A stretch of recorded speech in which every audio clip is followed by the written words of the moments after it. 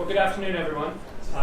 Welcome and thank you for coming. My name is Tim Oakes. I'm the Faculty Director of the Center for Asian Studies, and it's my pleasure to welcome you all to this event on the International Student Experience here at the University of Colorado, an Asian perspective.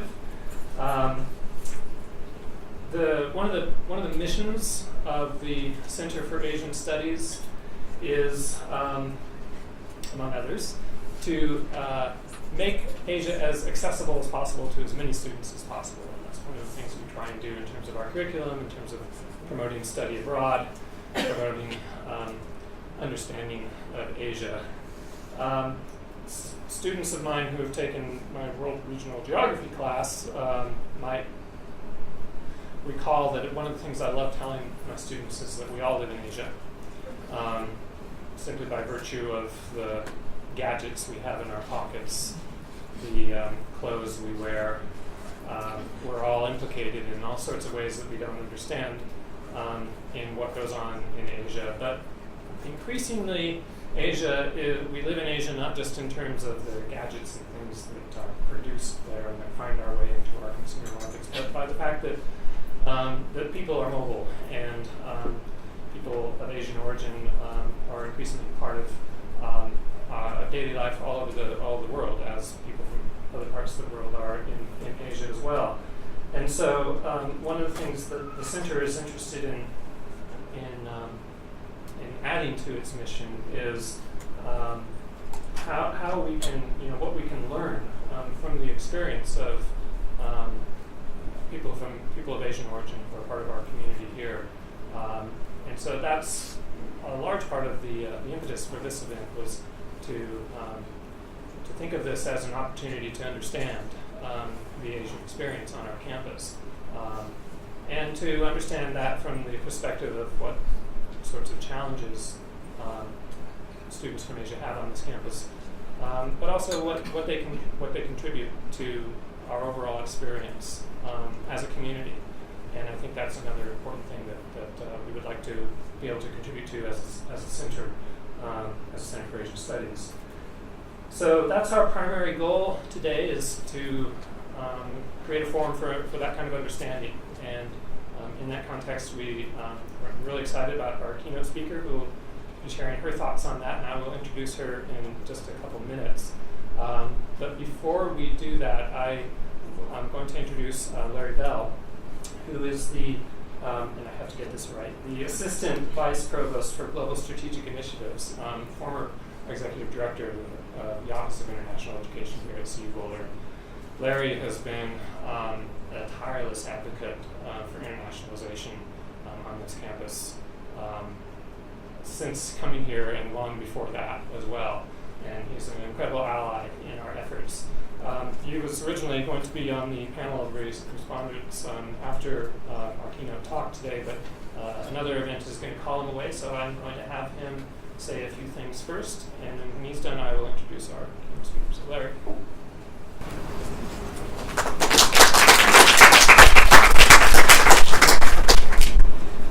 Thanks, Tim. I appreciate the opportunity. I just want to say a couple of words about the Asian students here on campus, the international students generally. It's a changing demographic for us here at CU Boulder. We now have over 3,000 international students on campus, and that represents about 10% of the population. That's a doubling of the student body, the international student body, over the last 5 years, which is significant. It includes over 1,000 students from China, 500 students from India, over 500 students from India, and a number from other countries in Asia. So the Asian student population within the international student population is significant. It's probably about 65% of our international student population. 5 years ago, I would say that about 60% of our student body, our international student body, was graduate students, and 40%, maybe 65-35, were undergraduates. That number is turned on its head, and now we have about 60% undergraduate international students and 40% graduate students. So again, it's a changing demographic. And nearly every country that we have on campus has seen an increase, except, interestingly, for Korea, Japan, and Germany. Don't know why that is, but it is. A couple of words. The Campus Climate Survey, which we've heard a lot about a year and a half ago, generally the results indicate that international students have a similar experience in the classroom and in the environment to that expressed by the general student body.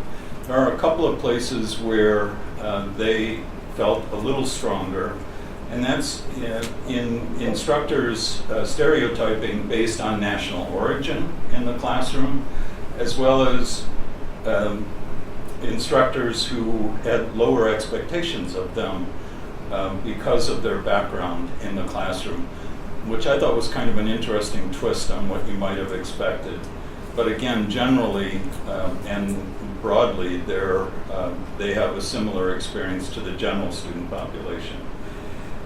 One thing that we have seen in OIE is some students expressing difficulties they're having in the classroom. We seem to have a higher percentage of international students having honor code issues. We have a number of students who are reporting difficulties in the classroom, difficulty understanding the classroom experience, and maybe adjusting to the classroom experience. Some language difficulties have been reported. As well, students seem to be struggling a bit academically, not used to, in some ways, studying in the same kind of manner that they do here, that they do at home, sorry. And one other word that I would like to leave you with, and that is that there is a task force on international student support that has been formed and will begin meeting in the next couple of weeks to look at issues related to the international student experience generally here on campus and make recommendations to campus administration in order to improve the retention of international students on campus. It's made up of faculty and staff from across the campus, and you will be hearing more about that in the next days and weeks. So stay tuned for that, and feel free to provide input to that. If you have thoughts and are having trouble finding a way to do it, it's larry.bell@colorado.edu, and I'd be happy to take the information and pass it to the task force. I will be a member of the task force, but not leading it. Leading it is Mary Krause and William Quiskin. They also have emails that are similar. Thank you. Excellent. Thank you, Larry. Okay, so the way this is going to work is we'll have our keynote speaker. She will talk for 35, 40 minutes or so. I think we'll have some time for some Q&A after that. Then we'll probably take a very, very brief break and then assemble our panel. And we have 3 students who we're going to hear from in our panel, as well as faculty and administration as well. And we'll introduce the panelists at that time when we get to that part of the program.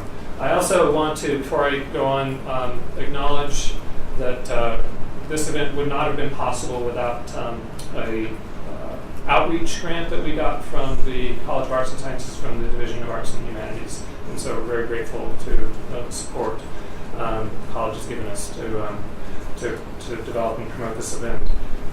Our keynote speaker today is Professor Dongxiao Qin from the Professor of Psychology from the University of Western New England in Springfield, Massachusetts.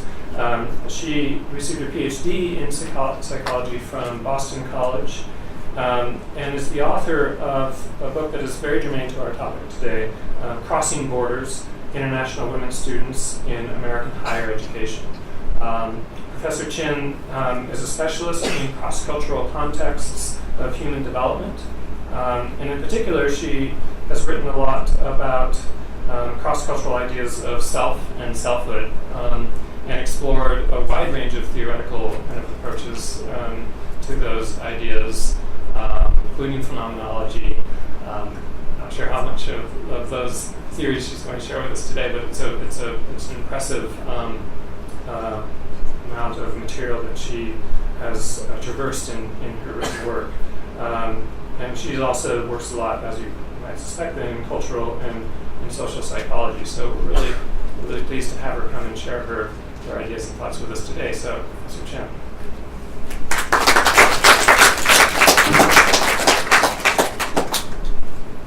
Thank you everyone for being here.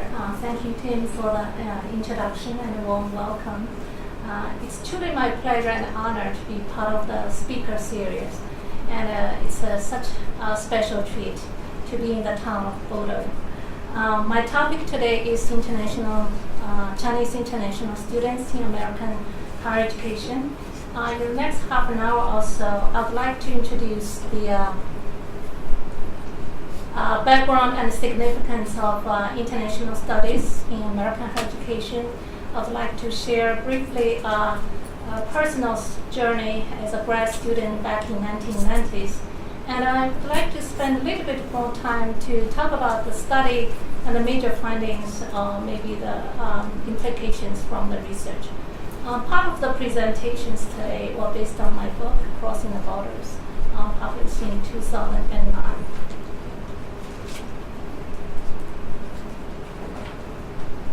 American higher education today is characterized by the geographic and cultural mobility of its international students, who now become a growth industry at many U.S. universities.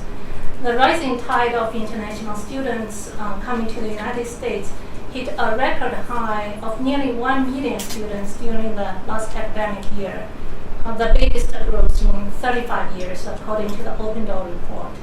And Chinese students constitute about 31% of all international students in the United States, and becomes the largest group of international students on campus. So despite the significant number of the Chinese students in U.S. universities, their social, cultural, and psychological experiences, especially their self-transformation within American culture, haven't been a focus of study by researchers in higher education. So I hope the study presented here today could help us more or less to understand the diversity of international students' experiences, self-development, expectations, and desires. My research interest of studying Chinese international students came out of my personal experience as a graduate student back in 1992, 25 years ago. I can't believe the time. It was too fast. And in 1992, I waved goodbye to my family and get on that 20-hour flight toward America. I brought with me two precious gifts from my father. He was a self-taught artist, practiced Chinese brush painting his lifelong time. This painting was very special to me because the plum flowers he drew here only bloom in winter. And the message he wrote on this Chinese calligraphy is, be strong and resilient in a tough environment, and to bloom in a harsh context. The next painting that my father gave me is yellow plum flowers and the moonlight. And the message he wrote here on the side is a little bit sentimental and emotional. Although thousands of miles away from each other, we are connected in the same moon. So, sorry. Every time I think about this, it's really a connection between a father and a daughter, and how he felt about the uncertainty when I'm away. And with those messages, I'm not very good at continuing. With those messages printed in my heart, I flew across the Pacific Ocean and landed in Boston, started this challenging long journey of pursuing my graduate study in developmental and educational psychology at Boston College. This is the picture taken on my first day in class. and I couldn't believe that timid, smiling face was me. But I do know inside of her there was a feeling of loneliness and certainty about what tomorrow would be like ahead of her journey in the host culture. So being exposed to the American culture and learning the Western psychological theories of body and soul, which assume to have universally captured the essence of one's self-development, I felt the intense clash of cultures. Coming from a culture that values Confucius' ethic of care, benevolence, harmony, and relationality, I had difficulties in understanding and practicing the art of Western self-cultivation that celebrates the spirit of self-reliance, being your own person or paddling your own canoe, and felt it so contrasting or even contradictory with Confucian self-construction, as always embedded in and through the webs of relationships. Also coming across borders from culture of origin to host culture, I felt that my own and fellow Chinese students' life experiences were getting more complex beyond the simple dichotomy of cultural differences between Chinese versus US ways of being and doing. So I was enlightened by the social constructivist and critical culture and feminist perspectives on how culture and self are co-constituting and co-constituted in a changing local and historical moment.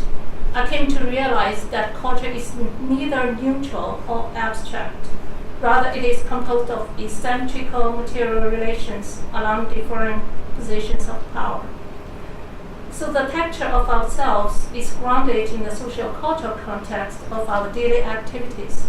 From a critical cultural perspective, culture results from ongoing process of reweaving the complex combination of critical cultural elements that are forged, reproduced, and contested within asymmetrical relations of power that might constrain or facilitate one's developing self. So culture is also experienced locally, and self is formed and contextualized within local cultures. So the social context of our lives therefore profoundly influence our social group affiliation and our intrapsychic lives. Social constructivist and critical cultural feminist theories post a self in relation to society that is embedded in constitutive of and emergent from locally composed social and cultural power. Changing those environments affect individuals situated in them or vice versa. Because Chinese students enter American culture with particular goals and experiences, but face limitations once they are in a new cultural context, reconceptualizing culture as critical and local is the theoretical framework for my study of Chinese students' life experience in the US universities.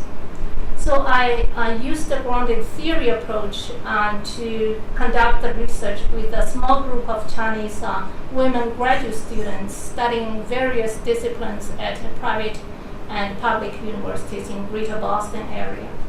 And I interviewed about 20 women students and developed this grounded theory of basic psychological process. I call that reweaving the fragmented web of self, which is a metaphor describing the changing process of self-transformation from culture of origin to the host culture.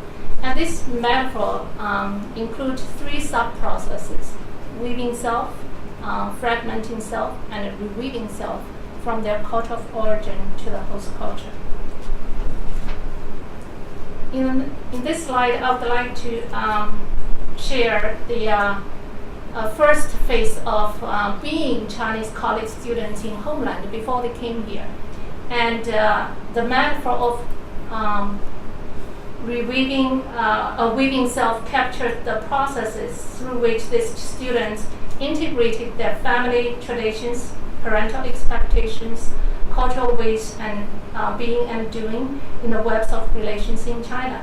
I would like to highlight a major category and this metaphor. Weaving was graduate student studying higher education at a private university in Boston. And she said, my family is very traditional. Parents taught us things like responsibility, filial piety, and respect to elders. A typical Chinese family, 3 generations live under one roof, and everybody sticks together. You could hear her sense of pride of the family tradition of values in the cultural context. While some participants reported a positive sense of being one among many, others described the invisible web was very controlling. Yi Zhen was a graduate student studying physics, and she described her life journey in China is the life route that you followed may not be the one that you desire to choose by yourself. It has been set up and designed by powerful others. It's like the real way, and you just follow it. There is something invisible that truly controls you.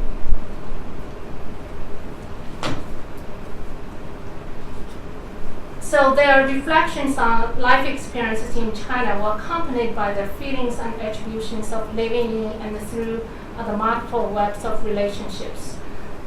In contrast to the experiences of weaving self in the homeland, I also heard clearly the narratives of participants' sense of fragmenting self.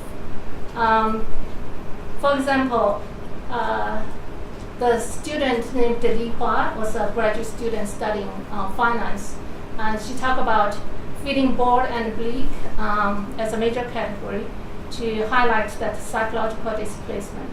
I'm bored with these exams at college, as she said. Your life is centered on taking different levels of tests, and the lectures were more about theories rather than practice or anything else. It's all about textbook reading. Even though I'm a straight-A student and the chance for my career after college is still uncertain and bleak, I need a prestigious degree abroad. For others, the initial psychological displacement was provoked by an experience of discomfort with alienation in modern China. Some of the participants spoke critically of the modernization process. Xin was a doctoral student studying comparative literature at a public university, and she reflected very thoughtfully and critically. I felt uncomfortable with the alienation in modern society, and I dislike some people's greediness for power, material success, and the morality is declining.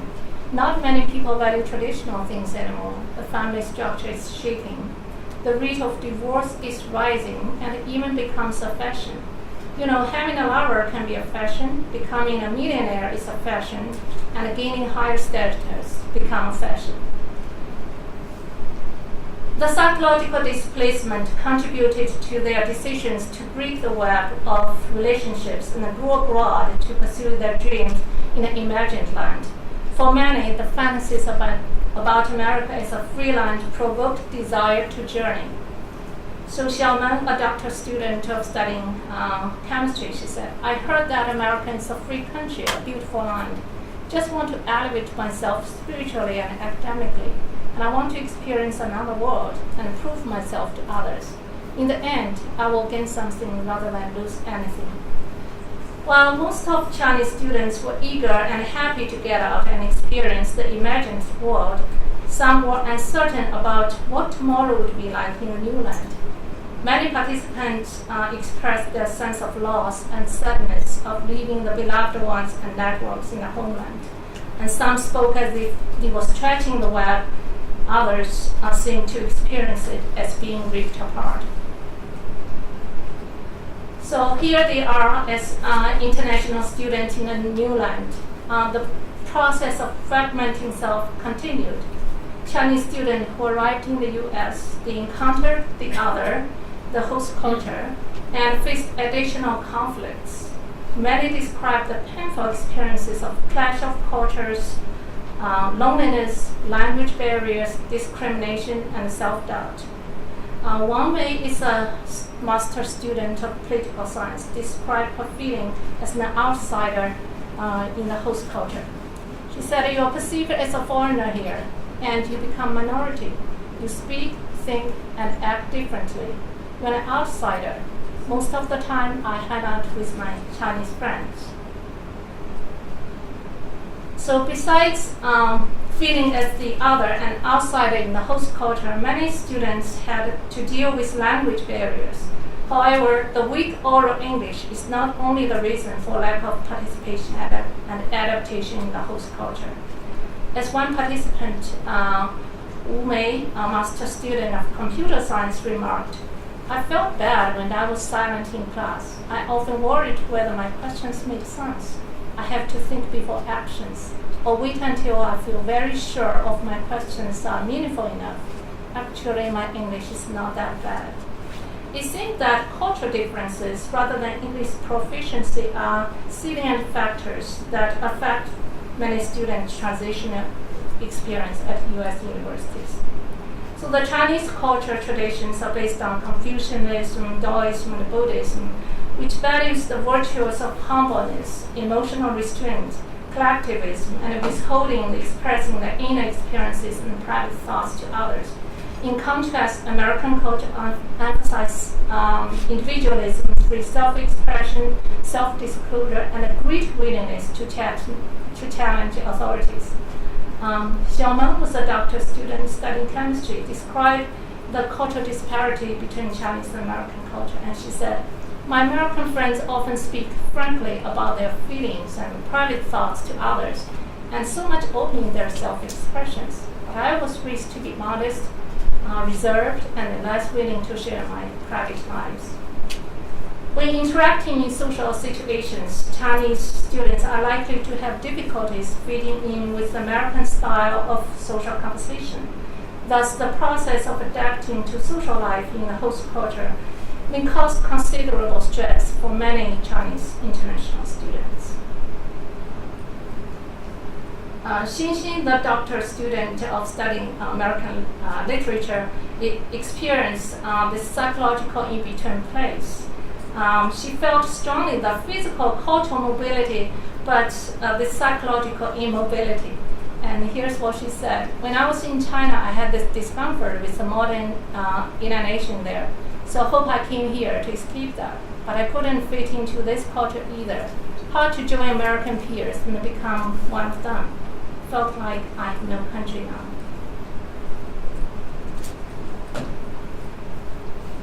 In order to survive, many Chinese students created a psychological process that I described as metaphor of reweaving self. The process of reweaving self that involves re-examining, rethreading the previously fragmented facets of self to create new and expanded web of self in the host culture. The classroom at U.S. universities can serve as a cultural and a political context where the cultural pride and prejudice might affect the ways in which Chinese students perceive themselves and others. Many students describe positive experiences of feeling supported, appreciated, and acknowledged by faculty in U.S. classrooms. Like Wei Ping, the doctoral student studying education, she said, "Good teachers are knowledgeable and open-minded. The most impressive professor I had was a caring person. She always invited me to share Chinese culture in class, and she respected my way of thinking. I felt my voice heard and valued." And she also told me a side story that every year Thanksgiving, her professor and the advisor invited her to her own home and treated her like one of their family members. Very much appreciated and reconnected with the faculty as a family member here. Also, Xin, my favorite participant, and her invocation of Charlie Chaplin's word captured the comic and learning process within American culture. And she quoted, "Life is a tragedy when seen in close-up, but a comedy in long shot. To truly love, you must be able to take your pen and play with it." In the end, the comedy is that I came to become a stronger, open-minded, cultured person out of my experience in America. Many participants also expressed a changing sense of self that reflected in what one participant called a weakening up feeling and generalized openness. Yi Zhan, the student of master student of physics, said, I used to stereotype people and make quick judgments in China, but now I'm more open to accept new ideas, different people, different values and behaviors. I changed a lot.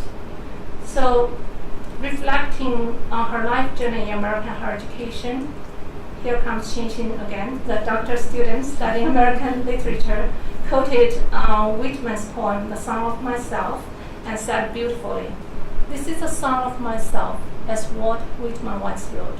Every atom belonging to me, as good belongs to you. In all people I see myself. I'm large, I contain multitudes. Song of myself merged with people with sympathy, comradeship, and friendship." Indeed, this is the song of self chanted by Chinese women graduate students in American culture. Their sense of self across the social, cultural, psychological borders from the culture of origin to the host culture very much resonated with what Qin described here. So they reweaved the self, serving as a human ideal, moving beyond the poetic moment from a singular woven self to the cosmic self that is in every individual that exists, an expression of the enlarged, revolving whole, the leaf of the grass, in Whitman's term. For the international students within American culture, we expect to hear more frequently their songs of self as I'm large, I contain multitudes. I would like to spend a few minutes to discuss the limitations and questions, research questions generated from this study. Results from this qualitative study of small sample are limited to those immediately involved. The sample for this study was further restricted to a sample of Chinese women graduate students only.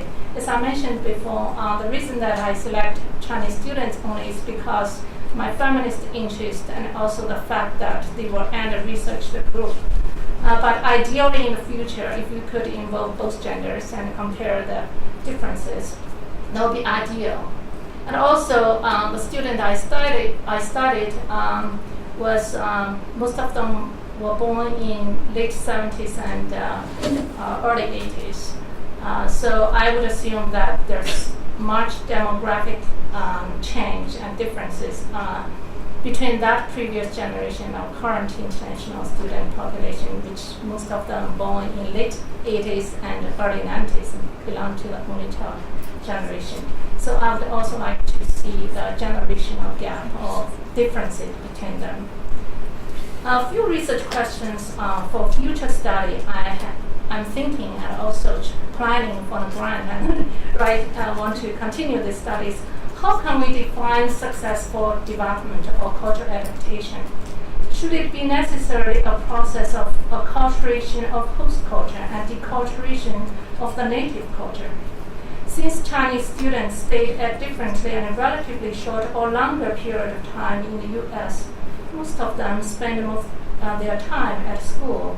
So cultural adaptation doesn't sound very urgent to some of them. In fact, Chinese international students, some of them choose not to adapt to American culture because many of them choose to return to their home country eventually. So I also wonder whether the lack of motivation to adapt will hinder their professional development in the host culture. In other words, can a person live a successful life according to his or her native cultural norms while still achieve success in the host culture, such as the United States? How does inclusion and exclusion of Chinese students in the host culture affect their self-understanding and development in this cross-cultural context? So these are probably the questions for future research on current generation of Chinese international students. And I also believe our panel discussion next might generate some thoughts and answers to that.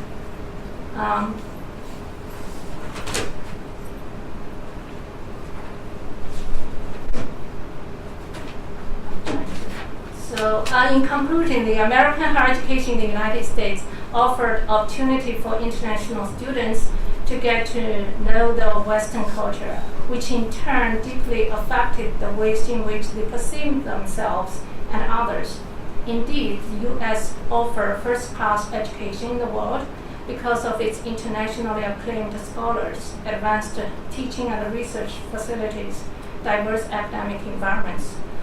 All my participants acknowledge that the positive educational benefits they receive in the U.S. universities as cross-cultural learning and experience, but they have to put in considerable effort in order to succeed in the U.S. university, as cross-cultural learning and experience will never be a relaxed journey. So the study of Chinese international students' self-development and life experiences in American higher education suggests that our U.S. universities are challenged to build a caring and learning community that value international students' voices and diverse perspectives. As educators and domestic students in the host culture, we are expected to share our understanding, empathy, or sympathy, and a connection with international students in general, in and out of classroom, on and off campus. If all international students could have meaningful, enriched experience at our U.S. universities, then American higher education can be in a much better place in the next 20 or 50 years. Thank you for listening.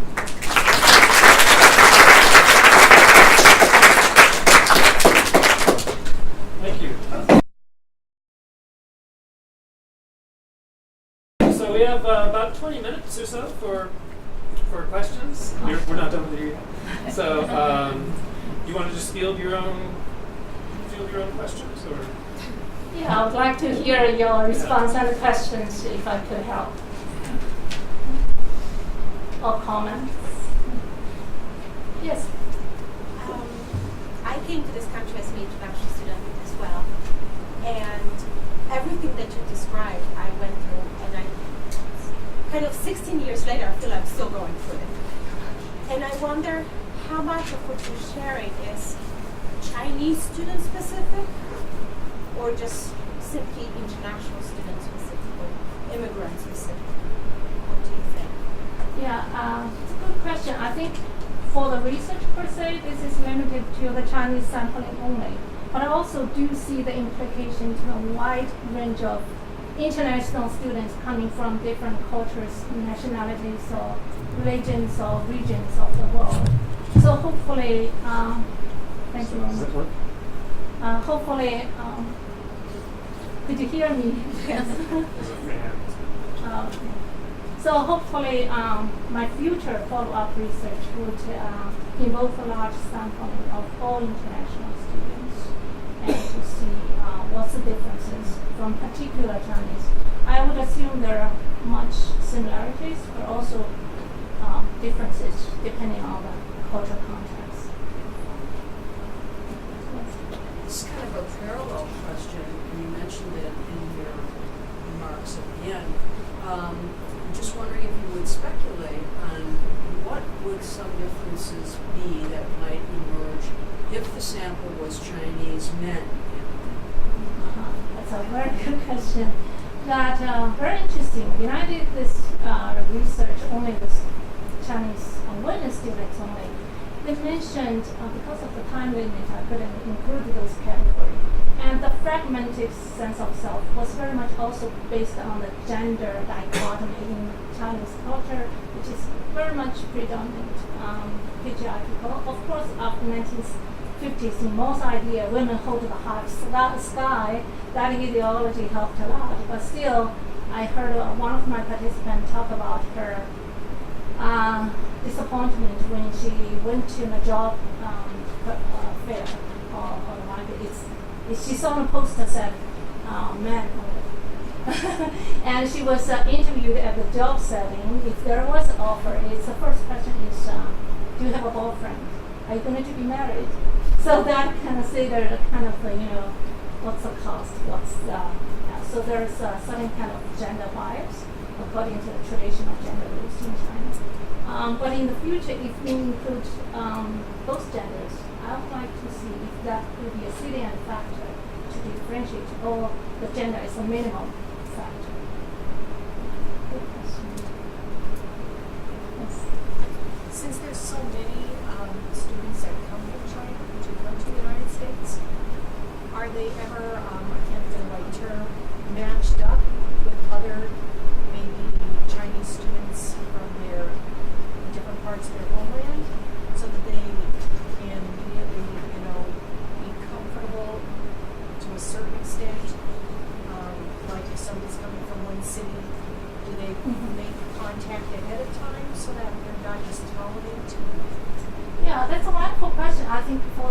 huge preparation even before they come here, that we need to initiate a strategy to connect those cohorts, in the same region, or open up internet, communication or Facebook or Twitter for those to be. Now China is very popular, the WeChat. So they could have some information there. But after coming here, I think it's wonderful we have international student clubs and Chinese student association. We're also connecting to those folks from their indigenous regions. That'll be ideal. Well, like a lot of students, like when they're in high school here, or children, when they go abroad, they get to talk to their host families, just set up some kind of communication with someone.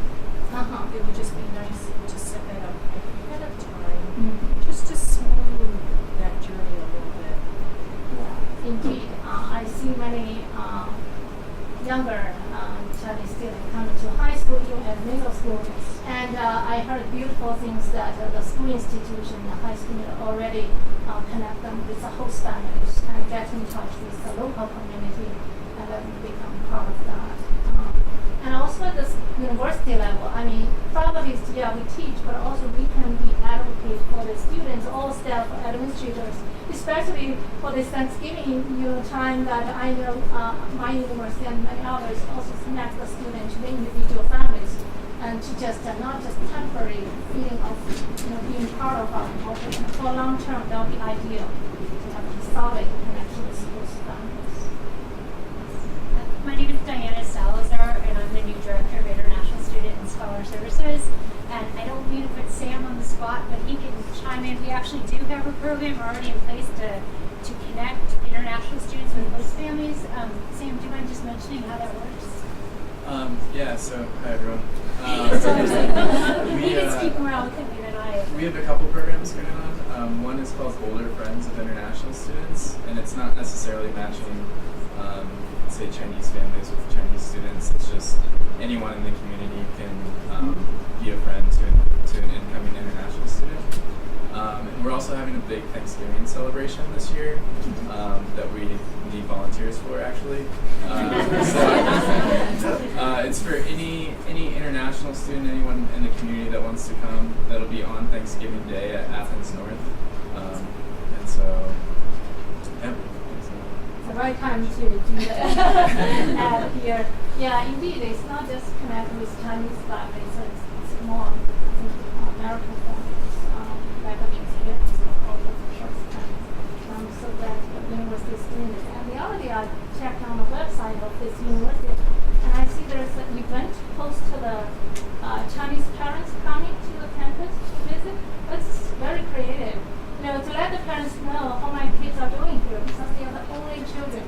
And we have a lot of expectations. So coming here to visit, have this first kind of interaction with our faculty, our staff, and community at large, it's really informative to them and a comfort to many others. Yes. We often talk about the United States from a study abroad perspective, the idea of reverse culture shocks. Like when an American student has gone abroad, we've gone through many of the phenomena that you described, the fragmentation and the reweaving. And upon coming back to the United States, many will cite a sense of reverse culture shock and readaptation to being back in U.S. culture. I'm curious if any of your findings or any of the research that you've done or literature that you've read talks about this sense of once a Chinese student has returned back to China, it has effectively gone through this reweaving of the self. If, I guess, two questions. One, does Chinese culture as a whole view those people differently now that they've returned? And what are some of what do the individuals themselves cite about their experience of returning to China? Yeah, that's such a wonderful idea. Actually, I was thinking of that follow-up study with those returnees. Like my generation, many of them went back as a backbone of Chinese society, in the government, in a high education institution, and prominent scientists, many of them are. And I want to follow up this kind of the research, reverse back to China to have this readaptation or refragmented way. I could take myself as an example. Every time I went back to China, it's nostalgia, connection going back, but I also felt very strange. who am I right now? It's kind of reversed adaptation. And I think it will be a very meaningful project for the future. And also our international American students going to China or other parts of the world, how they experience this. And that will be another fascinating project probably. So it's intercultural connections, not just one way, it should be two. Thank you, Dr. Qin. I'm a Chinese student. I've been here for almost 10 years. I study linguistics right now. So I just have a question that you talk about student development and self kind of develop. But for me, development entails some sort of lacking to begin with, and you kind of develop you go to workshops and kind of develop your skills as a faculty of students. So in your context, what do you mean by student development or like self-development? What do you mean by so what do students gain to qualify them so-called to be developed?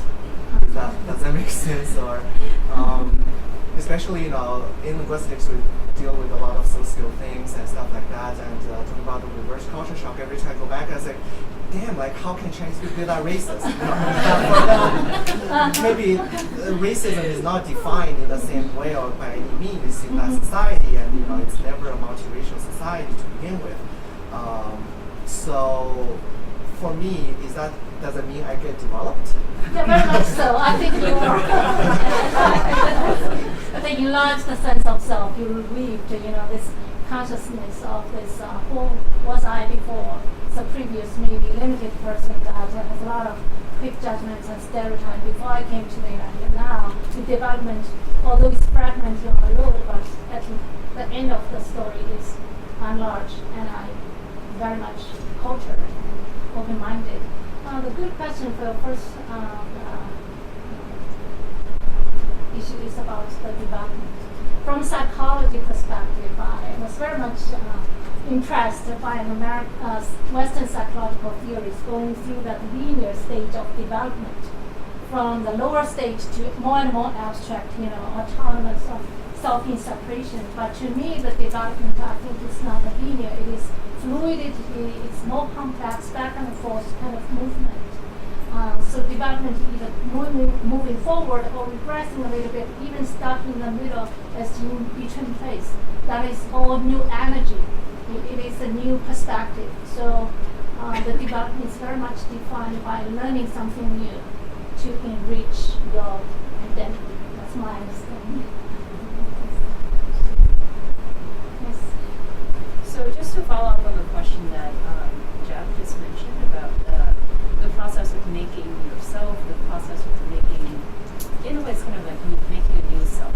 And just based on what you have just presented in your presentation, you mentioned that a lot of people talking about, I used to be very judgmental, and after being in the U.S., I'm no longer that judgmental, and I have learned to how to embrace diversity, this kind of opinions as such. But I'm curious about, in your interviews, have you ever encountered influence talking about this idea of selectivity of what kind of self, what kind of new self, what kind of criteria, or what kind of new local culture practices or ideas they're learning, as in what they're taking and what they're not taking?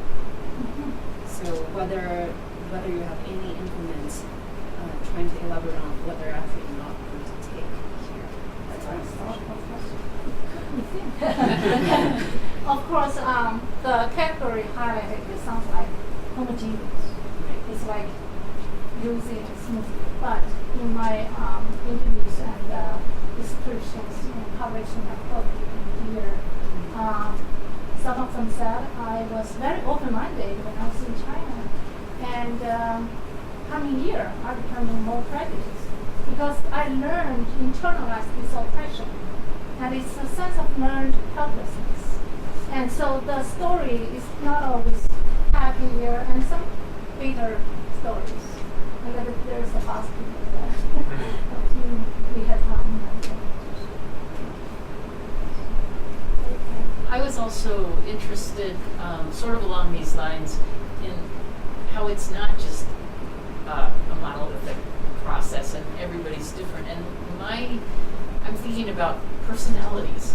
You know, people who are more maybe extroverted or push themselves, you know, and they might be the same way in their own culture, you know. So I would think that would really complicate the picture as well, that you're dealing with lots of individuals, even though they're from, you know, similar cultural backgrounds, but that would really, what kind of thoughts might you have on that? Indeed, that's the personality, the temperament, the tantrum is a big part of the emotions and compose who we are. Probably that's more on the nature side of the debate, but indeed, each individual is uniquely different from one another. From nature side, and some of them introverted, like what you said, and kind of restrained emotionally, and wouldn't like to be open or adaptive to the new adventures, and we call that inhibited people. But uninhibited people, like sociable, outgoing, the personality, happy, easygoing folks, as I interviewed, they are more adaptive, like the challenges and the adventures, and seems like the psychological barriers or the fragmented sense of self, the level is not as intense as those who were more reserved and introvert. So yeah, with component from nature. I'm going to ask the last question and then we'll break. Here's a tough one. But I'm just curious about language, because and how much of self is wrapped up in the language that you have to express that in. Because I feel like when I spend time in China, and my Chinese self and how I express myself with Chinese is a very different kind of person than how I express myself in English. Like I have a whole different set of terminologies and ways of doing it that limit how I can express myself, but also open up new ways of expressing myself that I wouldn't have available to me in English. And so it just seems like there's also, the language is a really critical part of how people kind of reweave themselves. Exactly. It is a critical part in cultural psychology or cultural anthropology, talk about language as a cultural discourse. Yeah. It's not something that we would take for granted. It is shifting, and there is a power issues, especially when we read about postmodern theories on that, the Foucault, the discourse, the power. But indeed, the language is power, and once the here in the post-culture and predominantly Western English as dominant language everywhere, and they felt much less power and kind of in some way very weak to express their feelings and needs. And so the language is quite political, and there's a power issue in both to define our identities. And I think in my book we touch a little bit on that political response. Language that we use in private, we felt very much at home when they hang out with the Chinese friends and express themselves and their feelings, their emotions, especially when they Polaroid. And in the American setting, I heard from one participant that she was experienced this discomfort or even maybe this discrimination in the grocery store, but she couldn't know what to fight that in a language that accurately expressed her anger. So she ended up talking all those Mandarin out to just forget about the context. I just want to repeat. I have to say this. Yeah. All right. Thank you. Well, everyone. thank you again.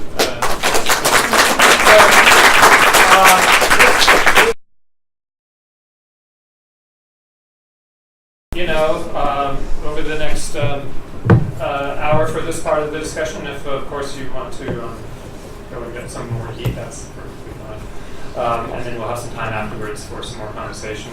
But I want to turn over this portion of the show to Colleen Berry, who is the Associate Director of the Center for Asian Studies, and she is going to moderate the panel and introduce our panelists as well. So, Colleen. Thank you. Can everybody hear me? Okay. I would like to first introduce our panelists. they're not in the same order as on my sheet. So, first of all, Susie Liu. Susie is a junior, majoring in political science and ethnic studies. Next, Gigi Beck, who is a junior, majoring in environmental studies. And Eileen Cao, a sophomore in history. Tim Weston, associate professor in history who focuses on Chinese history. And Paul Shinowski, associate vice provost for student success. I want to thank all of you for being here. And I'd like to continue some of the things that we've been talking about. And if you have other questions, feel free to raise those. So we'd like to start with the students. And I'd like to ask each of you to give a little more information about sort of your story, what it's been like for you, maybe when you came, how long you've been here, and whatever you'd like to say that is relevant in your mind to this discussion. Okay? Yeah. So maybe we can just go down the line. And maybe, 5 minutes or so. Yeah. Sure. So, hello everyone. I'm Susie. I'm a junior. I'm a junior from CU Boulder, and then I'm a ethnic study and political science major. I came here 2 years ago. Before, when I was in high school, I never really learned how to use English to communicate with others. I'm in typical Chinese high school and elementary school, middle school. When I 2 years ago, I came here as a freshman. At first, my English was horrible, and then I can't even talk in English. I just stayed in Chinese bubble on the campus. But when I figured out I wanna be here also after college, after graduate, so I start to like push myself outside and go watch football game, even though I still don't know about the rule, but I still watch it, just have fun with people, like my friend. I stayed in Chinese bubble for a year. So during my freshman year, I only speak Chinese, or almost only speak Chinese on campus, off campus too. But when accidentally I ran into Asian Unity. It's a Asian and Asian American community in CU Boulder. They are super welcoming for me to join them, even though I'm not Asian American, and majority of them are Asian American. So I feel as Asian Unity is a family for me right now, and also right now I'm the co-president of Asian Unity. I'm not Asian American, but I'm in charge of you guys. So as I've been pushing myself to improve my English and also learn about the slang I can use while talking to people. I watch YouTube and everything to can improve my how to talk informal, besides only talk answer question or ask question to the professor in class. So yeah, that's basically what I do while watching YouTube and talk to people, pushing myself outside to talk to people to improve my experience. For me, I'm not a typical Chinese student right now, because I almost only hang out with my group right now, my Asian Unity group. And also I'm also a representative in student government. So for me, I'm the only international student in student government right now. And yeah, I feel I have a voice right now in student government to help the international student and also the Asian American student to express their feeling and their voice to the CU campus, because we are a minority and we need someone to go outside and talk to the faculty and school to address our issue or help us out as a part of CU community. yeah, that's basically my story. Thank you. Thank you very much.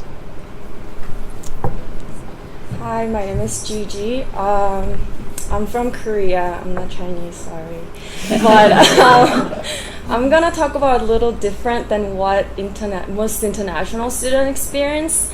I'm speaking as a queer international student, which is very, I wouldn't say very rare, but there's not many, there is not a community that people can be connected, especially for internationals who come from their country where such a subject is taboo in their country to talk to. And also, I mean, personally, I didn't really know anything before I came to college. I've lived here, in United States, I came 7 years ago, and I went to high school in Arkansas, and there is not many resources that I can connect it to. And then I went to really small Christian school, so there was no such a thing as a queer. So it was really hard for me to even find a community where I can feel kind of comfortable to speak myself, because a lot of my ethnicity group, they don't really accept that. I mean, they don't care, I guess. They don't care as much as I do, but they just don't want to bring it up because it's just, it's better that way. So recently I organized a student group for international queer student. It's called International Diversity Alliance. It started this August, and it's really small, but I was always hoping for people to have a physical space where they can come in and then feel safe and they can express themselves, which is kind of hard for them to express themselves in their ethnicity, nationality group, because a lot of times they don't know how other people would think about their identity. And I think being international and also have the queer identity is kind of double barrier of I don't fall into really any of there, I have casual conversations with a lot of my American friends, but what the conversation that I have with them is very different than what I have with my Korean friends. So often I find myself kind of isolating myself to more American culture and then kind of dropping my Korean side. And then when I go back to Korea, I feel like I don't fit in here, even though I identify myself as international. So I'm trying to just bring more people in who have a similar experience or having question about their identity. Even though it's small population, small amount of population, that doesn't mean that it's insignificant. So yeah, that's my story. Thank you. Okay. Hey guys, my name is Yiling. I'm from China, from a city named Nanjing. It's a small city near Shanghai. With only 5 million people. So yeah. So my story is kind of. I think I'm pretty well. I feel pretty familiar with American culture now, and I think I'm really kind of get used to it. I would say the reason why I feel that way is because I got a interest in American culture because I love music. I'm a huge music fan, and that really helps me to integrate into the American culture. So I would say start with language. For example, when I was studying English, I wasn't I was because I love songs. I would listen to those rock songs, and for example, I would say Bruce Springsteen, the boss, is a great poet. So if I listen to his songs, I would read the lyrics and would understand all those lyrics and and those slangs, all those things I would not learn from school. So that really helps me a lot to learn this language and to know how to use this language. And besides that, when I came to the States last August, I feel, yes, like my fellow international students, I feel a little alienated and feel those cultural differences and culture shock.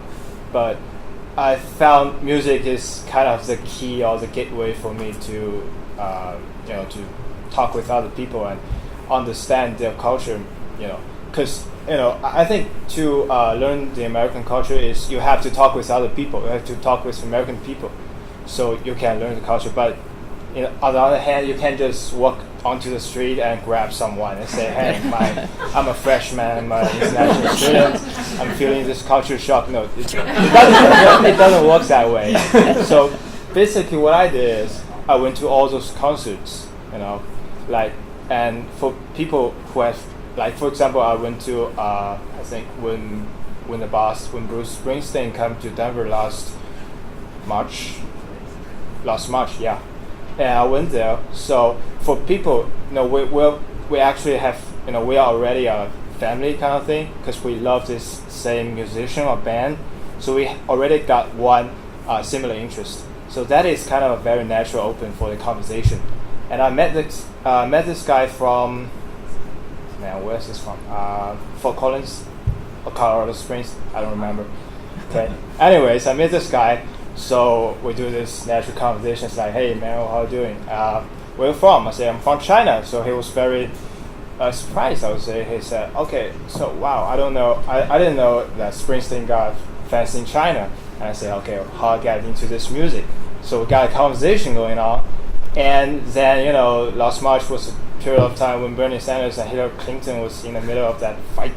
So we generally started to talk about politics and stuff like that. So it's just, so if you got an interest, my point is, if you got an interest in this new culture, you have a key or gateway to much more content rather than, I don't know how to say that, but you got a gateway to the deeper side of that culture. You got a way to understand that. So I think for example, I don't think you could force someone to love a culture. The only thing you can do is you create something they might be interested in, so they will come to this culture by themselves. I mean, like basketball, baseball, football, those kind of stuff.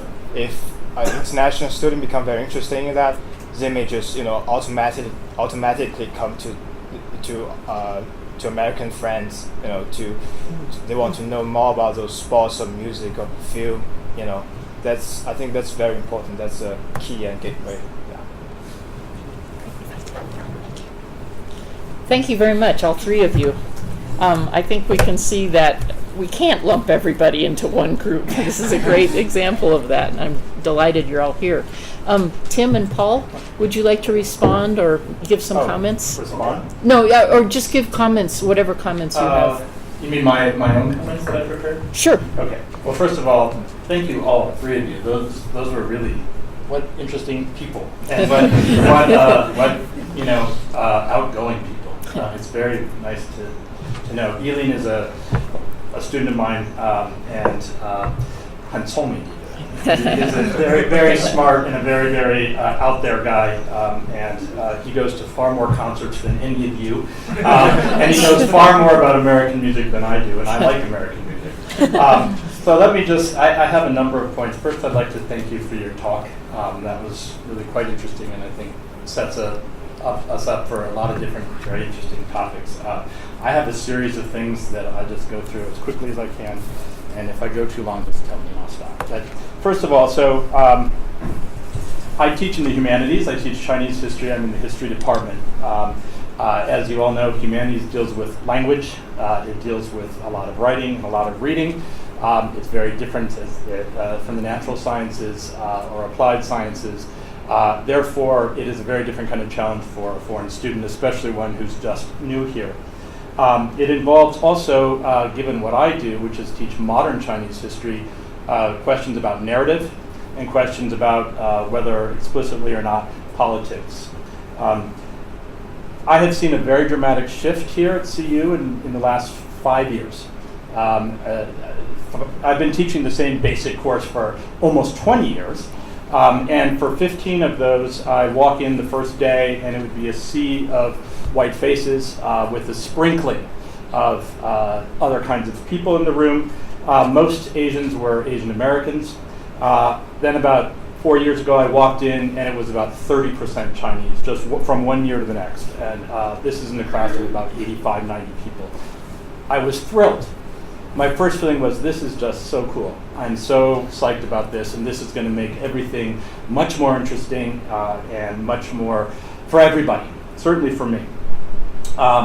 Well, it's been a mixed bag, and I'll say a bit more about that. I just looked, though, at my roster that's still in formation, but for next semester, it's over 50% Chinese in the same class. So I'm going to walk in there, and half of my students are going to be natives of the country I'm teaching about.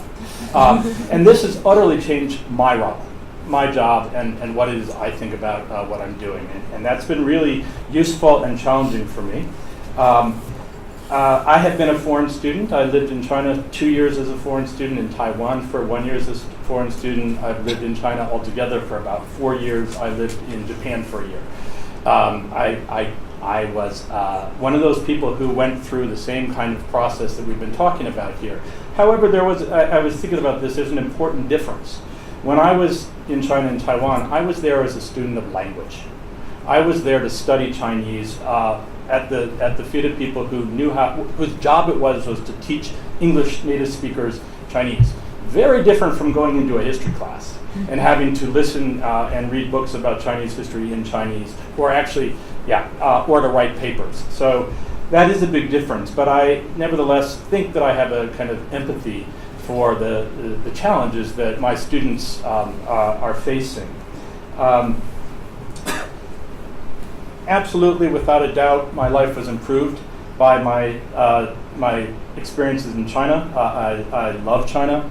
I have some problems with China too, but I basically love China. I have many close Chinese friends.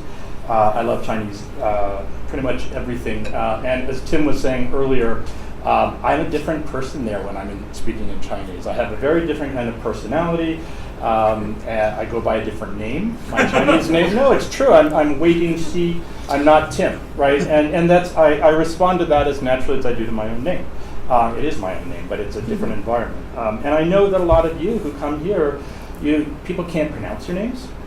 You don't know whether to put your surname first or which is the Chinese way, or if you're Korean, right, or Japanese, how do you even present yourself?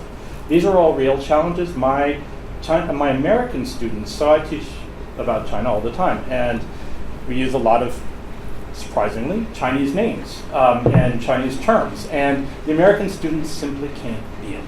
It's as though, they cannot, if it's got an X in it or a Z in it and Q in it in ways that they don't know how to pronounce, they simply garble it. I don't mind that, that's fine. But when they write their papers and they spell Jonathan Edward, it's as though, can you not see on the page it's X-I-A-O instead of X-Q, the misspelling. So what I see is that my students, the American students, are having the same challenge in the same classroom, but kind of in the reverse.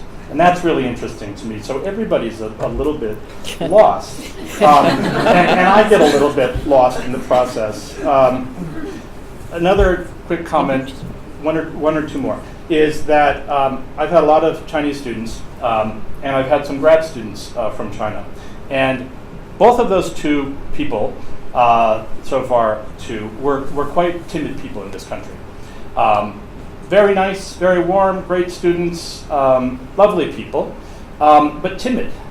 And fine, that's who they are. I went to China recently with one of them, and he was like, wow, this is a mover and shaker type of personality. I mean, this guy knows his way around. He's very strong personality. He's a totally different kind of person. My other one is now professor at a prestigious university. He is, just out of his shell completely, and it really makes me realize that kind of experience, what this being in one culture and society versus another. And I guess I want to throw one last point out there. Don't make me be the moderator that, the Hillary Trump moderator. Well, you bring up Trump, and I can't resist. I've been obsessed and sickened, I'll be very honest about it. And one of the things I want to just bring up in this regard is that I noticed that China, so there's been a lot of talk, as you may know, about Trump has threatened to raise tariffs on Chinese goods. And so the Chinese are starting to fire back with their counter threats. And what are they saying? They're saying, well, we don't have to buy Boeing airplanes. And then they're saying, and we're going to cut off the flow of Chinese students to your universities, which I thought was fascinating.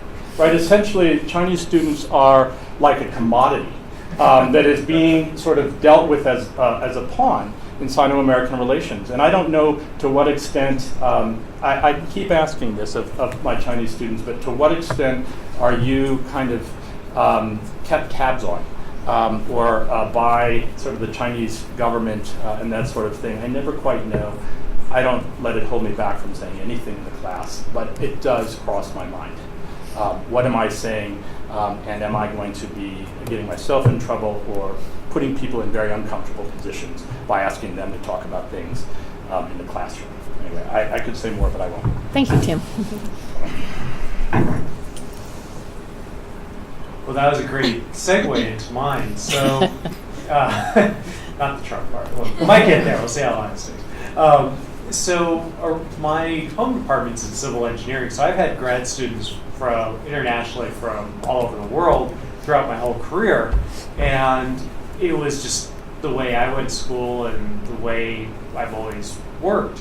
And so it was never a major issue to me, and I know the same thing Tim said, was that over the last 5 years, all of a sudden, this university has changed. And it's not just here. You've seen it all across the U.S. And it was very much about this international students became this commodity. It was not international students as scholars and people. It was international students as a revenue source.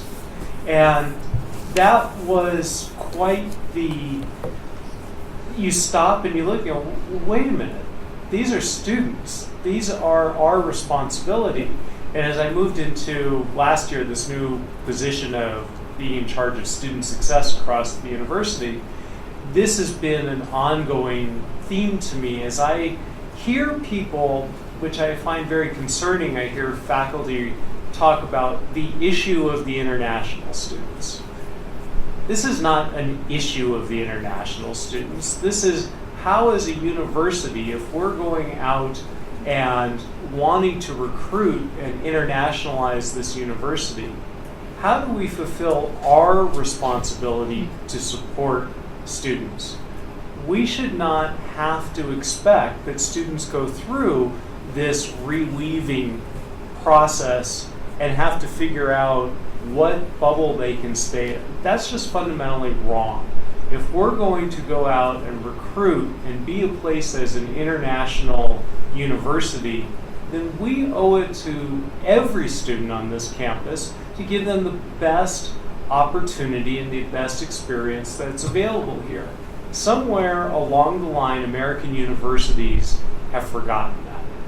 And I think the challenge that we have, especially over the next couple of years, especially with some of the rhetoric from the election, is how do we start moving forward and being more proactive to create this environment? Because we're not doing it right now. And as it's not so much, recruiting is the first step. Retaining and providing the environment is really what it's all about. And I would like to see, and it's great to see all the people here, I think we need more of these dialogues. I think we need to hear from the students who are here what is the experience. I don't want to hear groups of faculty sitting around talking about the Chinese and international students that are in their classes. I want to hear from the students saying what is the environment that they have. And the more that I hear about we have to go through this period of isolation, figuring out how we fit into the culture, the more I say, we've made a mistake. This is not a commodity. it needs to be more like it was, like I learned, the way we've learned, especially in engineering, that international students are the future. This is how we work. We are an international economy. Whether it's Boeing planes or electronics, we're a global manufacturing society. And that means embracing the perspectives that everybody brings. And so from my perspective in the role of student success, it's all about how are we going to start really building this culture. It's not, we say inclusive, but we throw that word away way too easy. It's how are we going to build a culture that recognizes the opportunities, the contributions, and when are we going to start thinking about this is not a commodity, these are people, and these are students, and we owe every one of these students an equal opportunity for success. And so I encourage, let's have more of these dialogues, because until everybody is here, enjoys it here, and walks away from here saying that was a valuable experience, until we reach that point, we haven't done our job. So I really welcome everybody here and want to hear these comments. We shouldn't, when we stop having these conversations, when we get to the point where we don't have to have them, then we'll be having a success. Until then, we need more of them. Thank you, Paul. Thank you, Tim. Do any of you have a response that you'd like to make to what Tim and Paul have said? If not, that's okay, but if you do, feel free. Sorry. If that's the case, then I'd like to open it up to questions from all of you or comments. Yes, Professor Qin. This is so touching to see this unity between the faculty and administrator and students together. Because when I came here in our small university, we had just had a panel, but we haven't got a student on the stage yet. So this is such an enriching experience to hear their real stories. Here's who they are. Their voices are very much valued. It's such a great beginning, and I resonate with and provost here about indeed they are the people with this richness of their emotions and the feelings and struggles and identities. They are not the project or the industry or commodities. So I just feel very hopeful and confident for our culture on this campus. It's a great start to change. And I was also very impressed by the student presentation that how to get out of their comfort zone and to reconnect with the host culture and the students here, either by music or by sports, by being part of the organization. I think also as students population international, we need to take a proactive approach. It's not just waiting to be invited, and we need to get out of that comfort zone. And this is also very important study. I just want to thank you. Thank you. It's very exciting. Yes, Meg. Well, I just have some comments. So, first of all, I'd really like to congratulate the students for the work that you're doing and the successes that you've had. I'm not sure, talking about your point about how the campus has changed, I'm not sure we would have found students like you 10 years ago or something like that.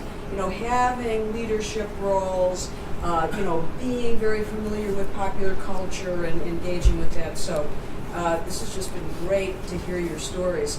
And for our professors on the panel, I would say the same thing. I don't know how many other professors understand at the level that you do and participate in the way that you do, and so that's great. So my last comment is just that we, I think as professors, let's say, should remember the American students in the class and what they stand to gain if they could ever kind of understand that you could have a conversation with the student next to you, you know.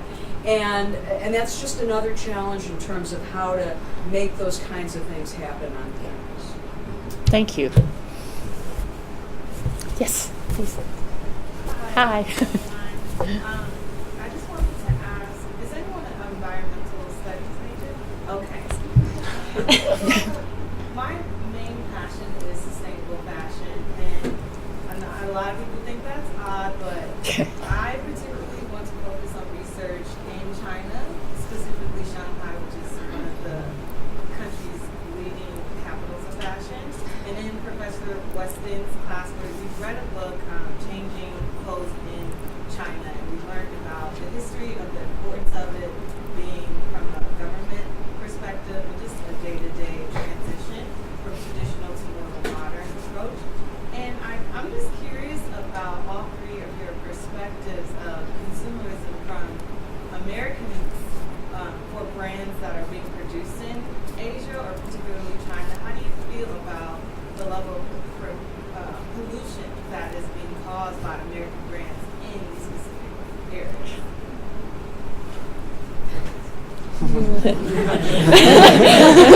Glad you asked the students.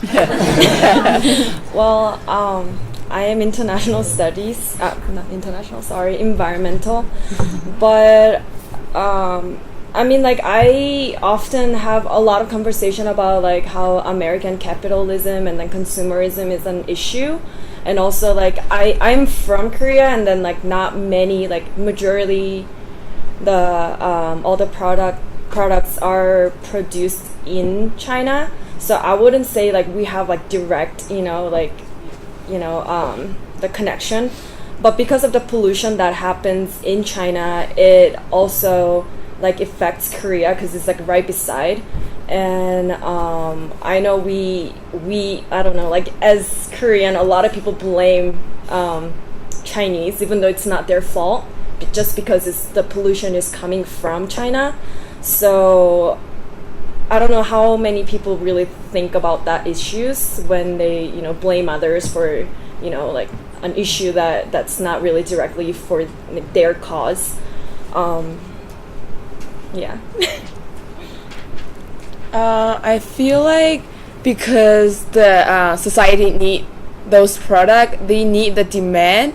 Like consumer want the product to be cheaper, so the company and prefer to use like Asian labor, and also like build a company, like a factory in like China or Vietnam to make the cost, like lower their cost and like higher their profit.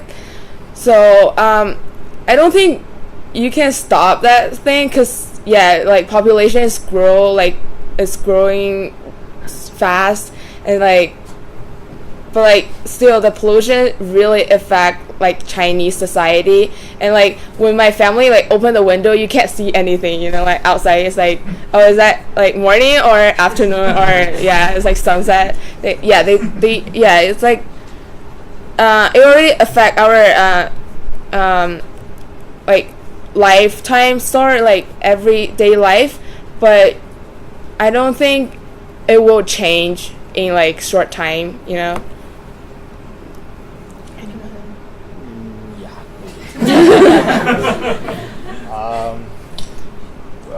I should take a Marxism theory before answering this question.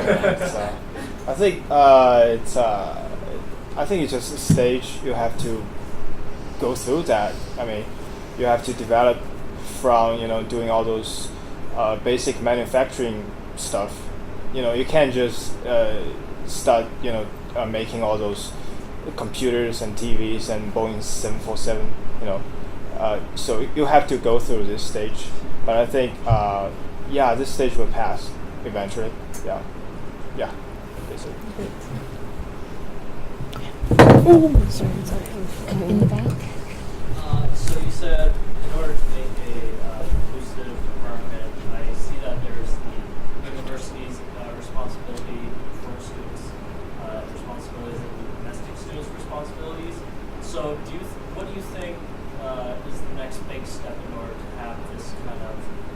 international atmosphere? Should international students be more outgoing? Should domestic students be more welcoming? What do you think is the next big step in order to achieve this? As a student organization leader, I prefer to give like more international student, like also Asian student, a stage to like be socialized and be themselves in our group, like Asian Unity. I tabling for like 10 hours a day in the beginning of the semester, because I try to like bring more people, like more international students who want to get involved on campus but they don't know how. I try to like give them a like path to join Asian Unity, because as Asian Unity we promoting Asian culture, even though like majority of them already don't know their language. And yeah, like I still bring up the like Chinese culture to make this community like together and unite together. So I think like student organization definitely can give international student and also Asian student like area and comfort zone to make them be more outgoing, can like get involved like step by step, instead of only like just like joining the party, like just go to the party or go to the football game, even though like as I did, I don't know, like yes, like it's not for me. So yeah. Great, thank you. Yeah. Oh. No, go ahead. I think the really simple way to kind of taking the next step is like to be inclusive. I think it's really important to not make assumption. Just because you see their nationality and their ethnicity doesn't mean that you can just, oh, I heard you're, Chinese or Korean. Oh, do you like this?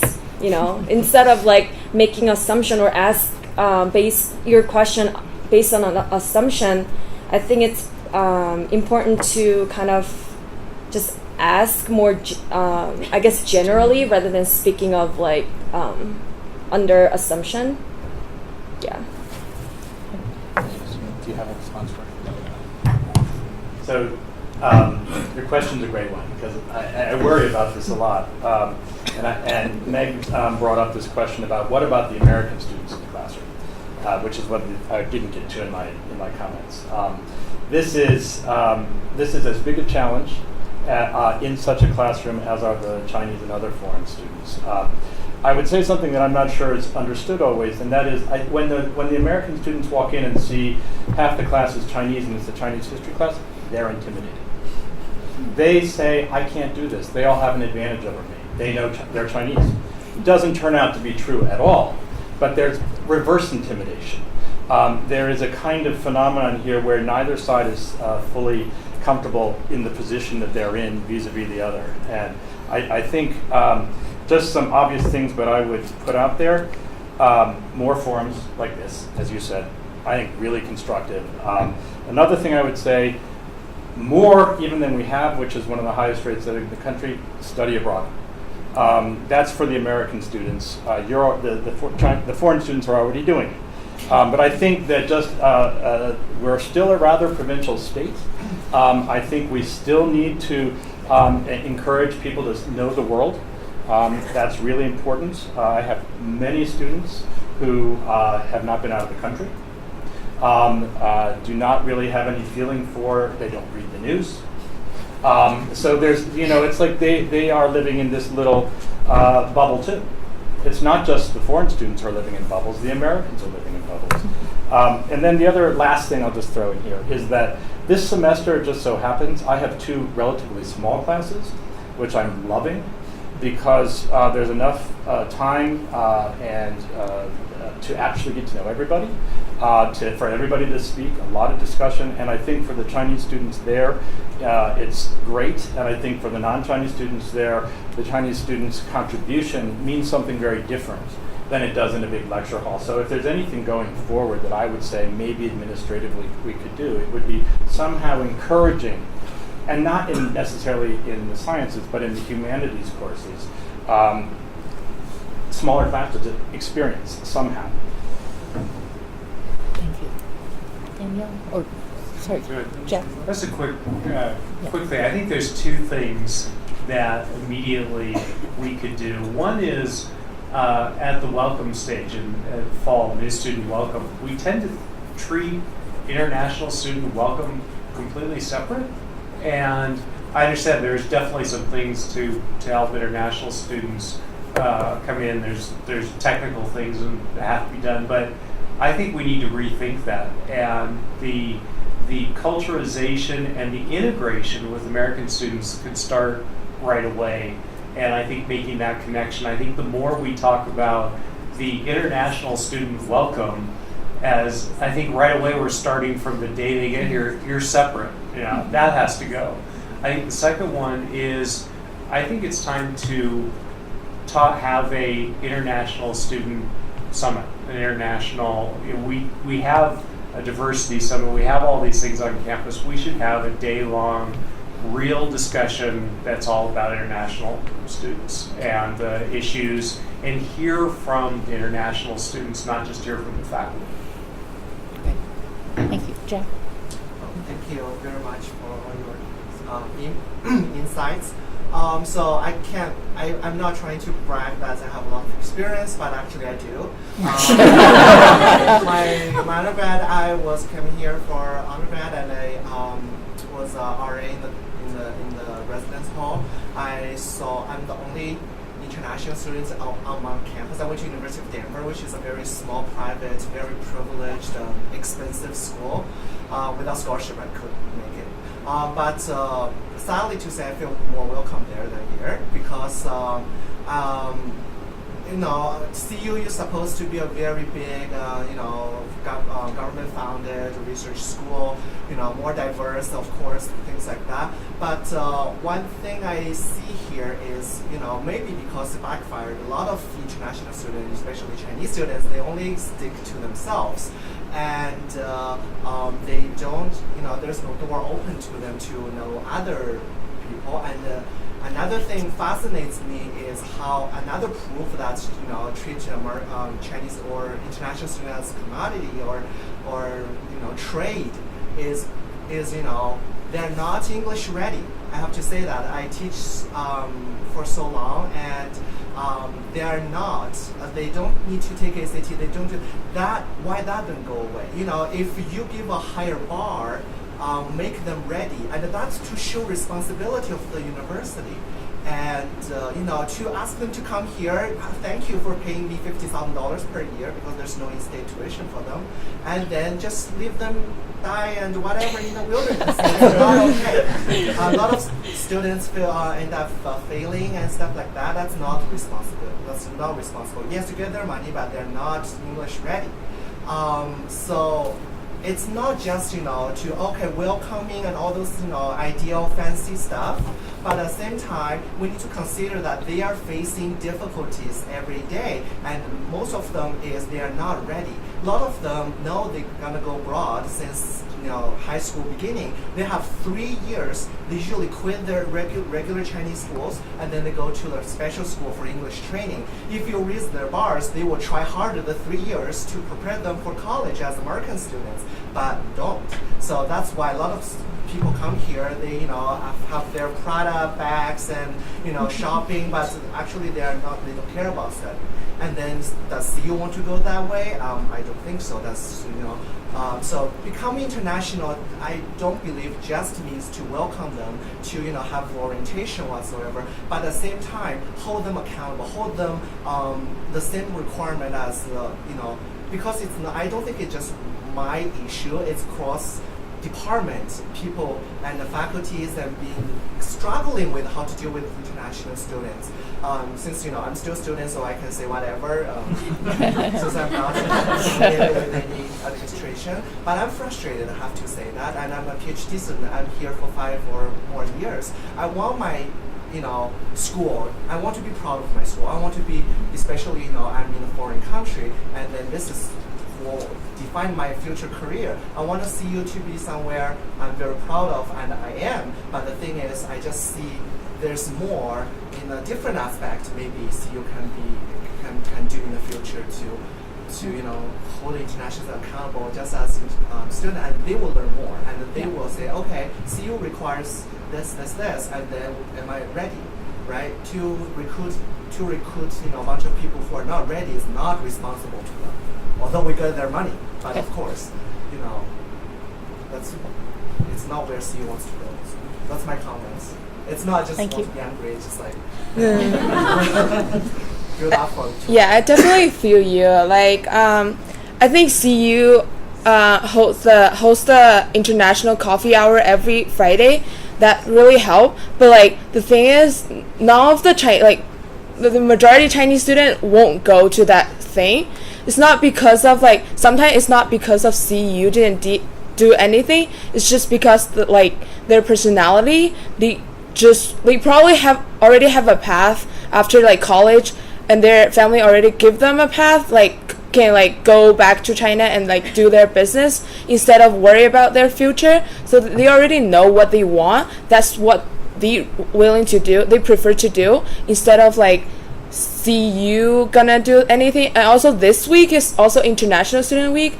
I also got after I got involved on campus and also got involved in student government, I know a lot of international ISSS stuff going on. They have CPT training and visa something training, and yeah, it's school, because international student is a minority.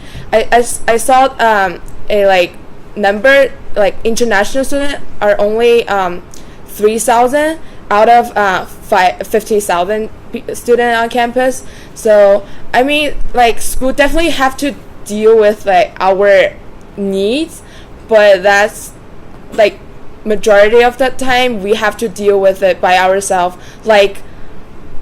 Chinese Student Association should prove more opportunity and more active for Chinese student. So yeah, yeah.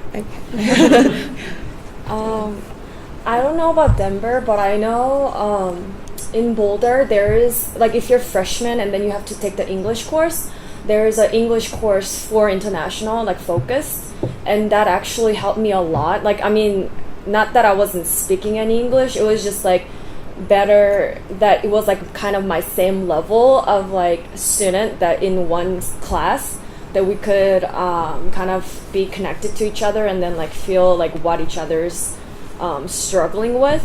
So I don't know about Denver, but CU does that. And also once you I don't know, it's I feel Boulder, we do have a lot of international focused events going on. I think the problem is that a lot of international students don't feel that way, don't feel they have to be connected, because they just assume that, oh, I don't fit in here, so they don't even kind of try. They don't even want to go out and then put themselves out there, and then mingle with other Americans or something like that, and then they just kind of stay in comfort zone rather than breaking the barrier or their comfort zone. So I think it's kind of a both. Yeah. Go ahead. So I'm with Academic Advising with Arts and Sciences, and this summer I had a wonderful opportunity to only work with international first-year students. And it's interesting, honestly, I said don't take anything in the history department because of all the reading and writing. If the student is feeling uncomfortable about their skill level there, I gotta be honest, some students are comfortable, some are not. But if I think about how do we make students successful, I want them to take classes that they feel good about, right? But then it comes back to, but you got to learn the reading and the writing. You have to be well prepared for those classes. So what can CU do before we bring these students to campus? What can we do to help make sure that you're ready? So I'm not saying golly, don't just, anything HIST, just don't do it your first semester. Because that was really the conversations that we had. So what could we do from your student perspective? What could we do to help you be ready when you get here? I think for international students, we have to take a language test before we came. They have a limit. You have to reach that level. But that limit for CU is like really low. Yeah, also you can easily, like, you know, like Asian country, you can easily buy a score instead of have a score, like take the test by yourself. But like I already talked to the student government. I want CUs to prove a course to like required course for international students to like make sure their language is ready and make sure they know how like it's like how to get involved on like CU campus. Where can you like reach those resources and like that. That's great. Yeah. Yeah, I think that's pretty much it. I think most important part, although it's not that efficient, but to raise up the TOEFL requirement, because I take myself as an example. Before I come to CU, I was planning to go to a music college, and they required a TOEFL score with like 70 or 75. Basically, it's like as long as I wasn't sleeping, I could get that, that kind of thing. So, but unfortunately, I fell asleep during the listening test, and I got a 80, I don't even remember that, 85 or 86, whatever, and I got here.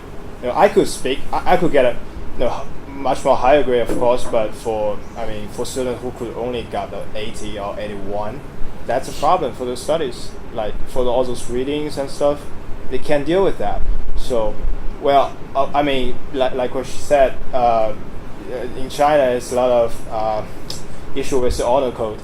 Just buy the score and cheat, stuff like that. But we can't deal with that. So basically, what we can do right now is raise up the score to like, I would say 90%. 90 would be a pretty, fair grade.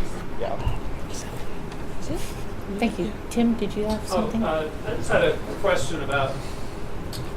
So when I studied in China, I would often get this question like, what do you Americans think about this, right? And that question would just infuriate me, right? It's like, well, I'll tell you what I think, and it's probably quite different from what a lot of other Americans think.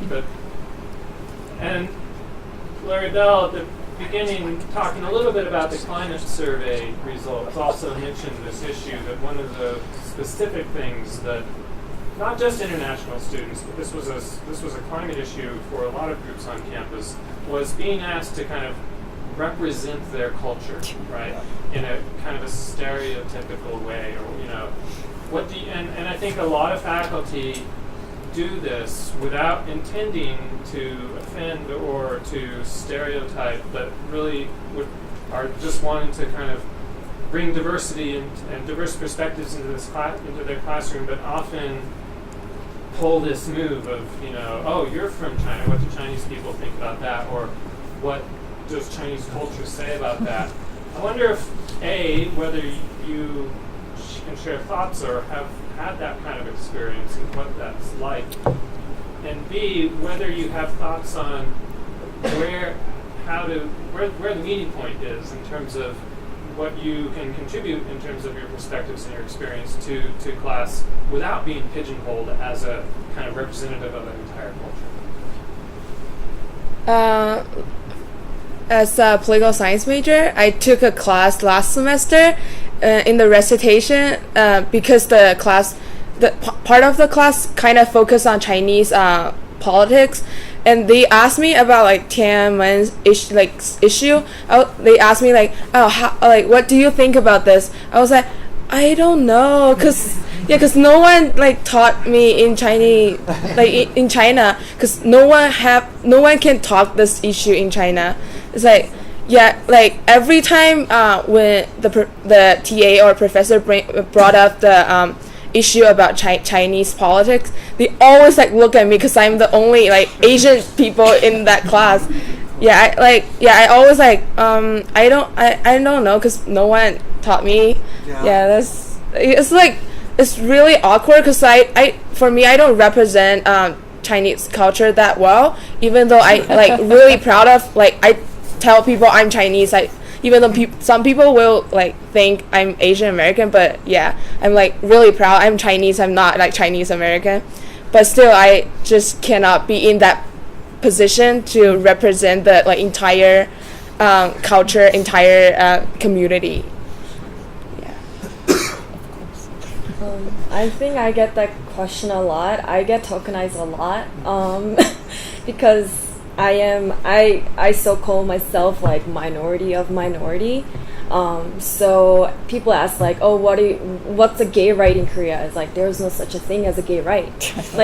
we can't. There is no or even people ask about North Korea, and I have no idea because we're never taught.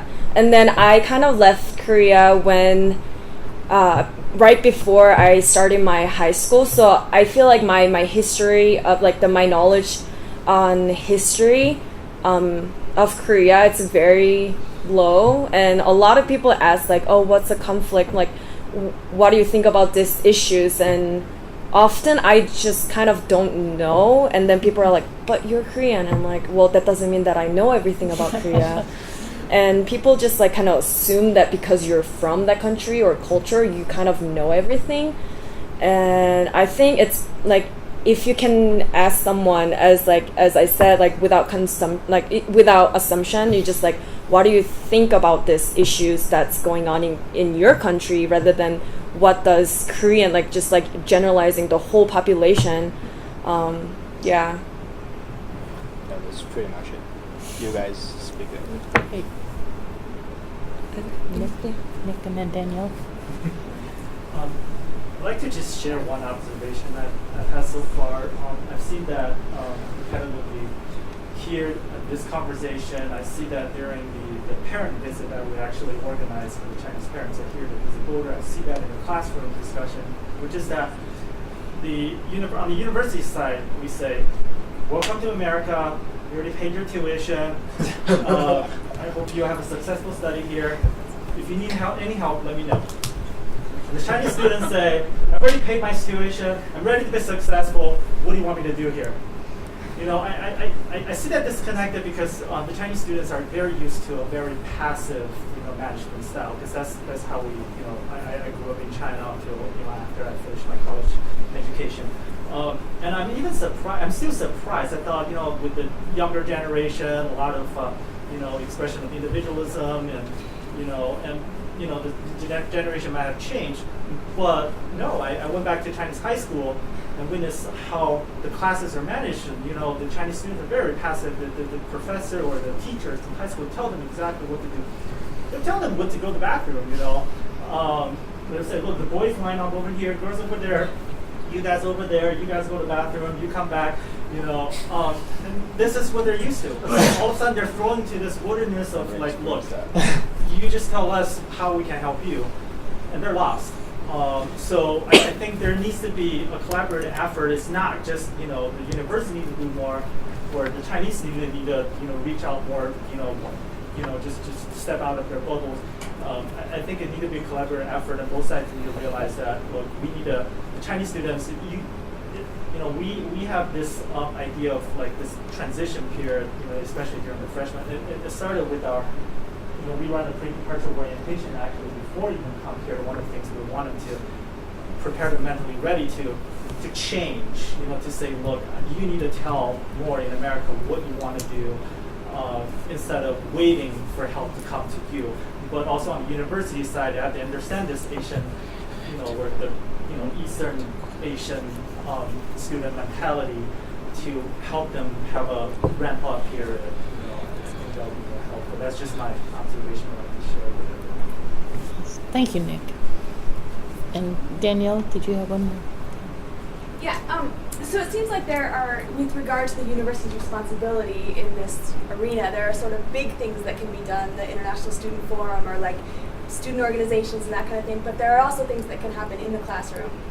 And Tim was asking about sort of the things that happen in the classroom that are unsuccessful. But I'm curious, like, have you been in class? I assume that most of our faculty are interested in helping international students to integrate into the regular class and to kind of feel like they're members of that community. And so I'm just curious, are there things in classes you've been in that faculty have done to sort of help you naturally integrate into that class and feel like you're a member of the community of the classroom that that sort of could become a best practice for other faculty to sort of approach the international students and figure out how they can make their classroom more welcoming?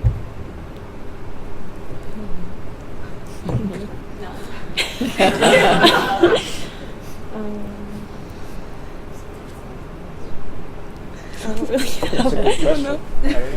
I don't know. I don't think they ever gave really instruction for international student. They acknowledge that they're there, and they say if you need help, let us know. But I feel like a lot of Asian culture is just you don't really ask for help.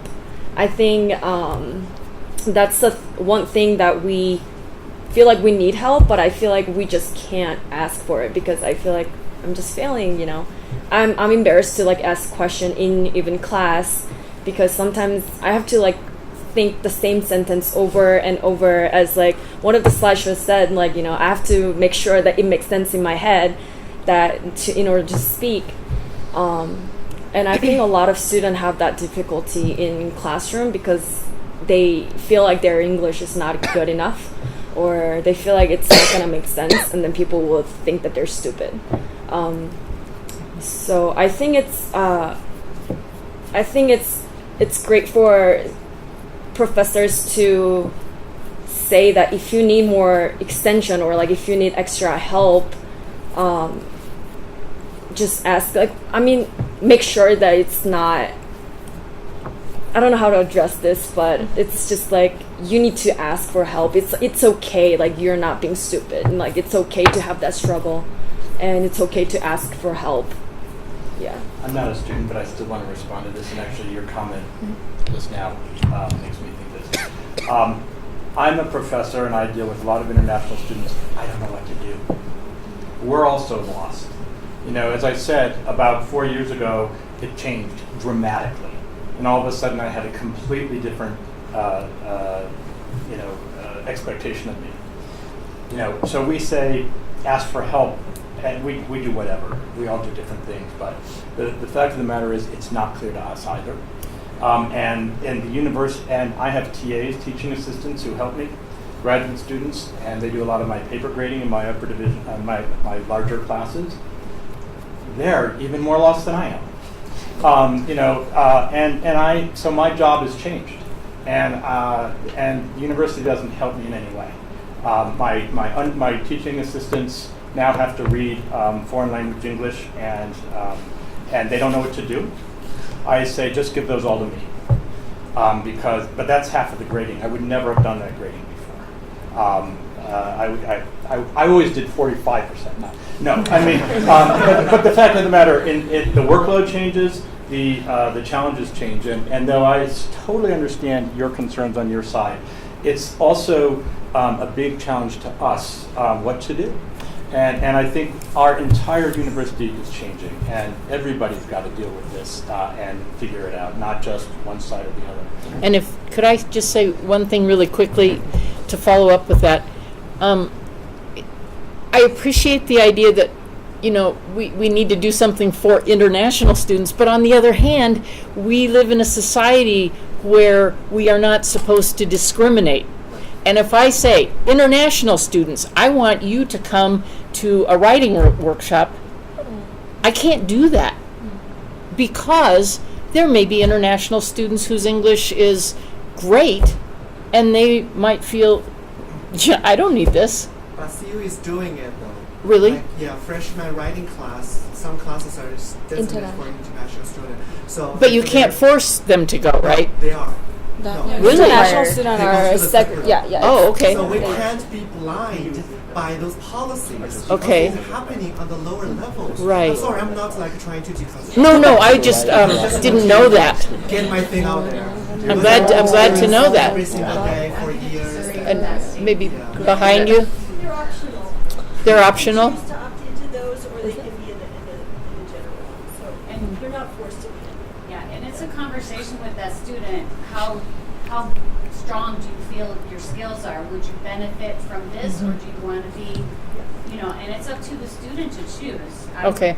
Like, I can't even enroll them in it, so Okay. they're not forced. It would also be a good idea, like, in general, to say, hey, if you're a student who's struggling, come get more help regardless, and you don't have to make it an international school. Like, yeah, they probably need more help, but there are students of all kinds who are raised to not want help. So, Yes. like, I don't think that it's a bad thing to emphasize and really say, like I had a teacher give a pep talk today being like, I'm on your side, I'm not here to fuck you over, like, come to me if you need help. So I think if all professors have that mentality, everyone would probably know better about college, so.